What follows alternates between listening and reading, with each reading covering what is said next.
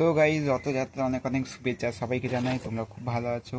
আর আমি কি নিয়ে আজকে চলে এসেছি দেখতেই পাচ্ছ, এই দেখো ফুল।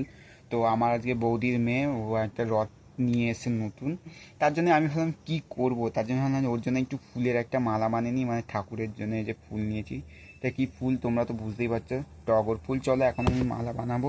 তার আগে দেখো এখানে আমি সুতো পরিয়েই নিয়েছি, আগে থাকতে না অনেকটা দেরি হয়ে যাবে, তাই চলো এরকম আমি এখন মালাটা করে নিচ্ছি। দেখো দেখো এখন আমি টগর ফুলগুলো বানাচ্ছি। আর আমি টগর ফুলের মালাটা আর একটু বড় করার খুব ইচ্ছা ছিল, যেহেতু আমি করলাম না কেন, যেহেতু আজ পিসির বাড়ি আসবো বলে, তার জন্যে পিসির বাড়ি ব্লগটা তোমরা কাল পরশু করে দেখতে পাবে হয়তো। আমি এখন এডিট করে উঠতে পারবো না, যেহেতু এখানটা গান ফান চললে অসুবিধা হবে, তো কপিরাইট পড়তে পারে, তার জন্য আমি দিতে পারবো না।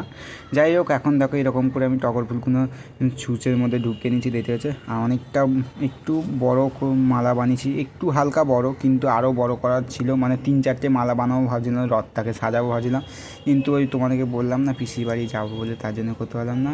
আর এই যে কেষ্ট ফুলটাকে দিয়ে দিচ্ছি, দেখতেই পাচ্ছ লাস্টের মধ্যে, আর দুটো 3-4টে আবার গেঁথে নিচ্ছি। এটা হলো মাঝখানে হয়ে যাবে চেনের মতন, দেখতে খুব সুন্দর লাগছে। দেখো আমি এরকম অনেক আগে টগর ফুলের মালা বানিয়েছি, সেগুলো আগে শেয়ার করতাম না। তো দেখো এখন আমি বেরিয়ে পড়েছি বাড়ি থেকে, চশমা আমার পাওয়ারই চশমা পরে নিয়েছি, নাহলে আমি তো বাইরে হাঁটতেই পারি না, তোমরা তো জানো। আমার হাসিও পাচ্ছে কেন। তো ফুলের মালাটা কেমন করেছি তোমরা একটু আমাকে প্লিজ কমেন্ট করে জানাও। তো এখন আমি ওই বাড়িতে যাচ্ছি, চলো এখন আমি মিছিলের বাড়িতে চলে যাই। ওই যে বাড়িটা দেখতে পাচ্ছি, ওই যে বড় বাড়িটা, ওই বড় বাড়িতেই মালাটা অনেক কষ্ট করে বানিয়েছি, কিন্তু চলো রথের। দেখো আমি চশমা এখন খুলে নিয়েছি, কলিং বেলটা ভালো খুলছেই না এখন। চলো কলিং বেলটা তোমাদেরকে বলছিলাম না বাজছে না, আসছে না বলছিলাম, তো খারাপ আছে কলিং বেলটা। বৌদি বললো খারাপই আছে, তাই বাজলো না। তারপর দরজাটা ঠকঠক করলাম, তারপর বৌদি খুললো। আর এখানে দেখো আমি সাজাতে সঙ্গে সঙ্গেই বসে পড়েছি।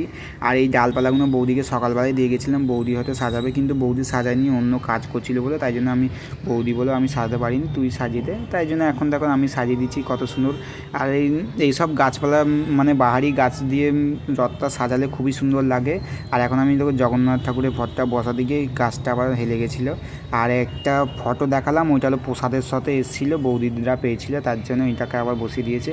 আর এখন দেখো আমার রথ সাজানো পুরো কমপ্লিট হয়ে গেছে, এখন আমি নিজেই টানছি, দেখতেই পাচ্ছ ছোট্ট রথটাকে। আর ফুলের মালাটা পতাকার ওপর দিয়ে দিয়েছি, কেমন হয়েছে তোমরা একটু বলো। আর এই ফুলগুলো আমিও সাজিয়েছি। আর তোমাদের যদি ভিডিওটা ভালো লাগলে লাইক করে পাশে থাকো, আর কমেন্ট বক্সে বলে যাও জয় জগন্নাথের জয়।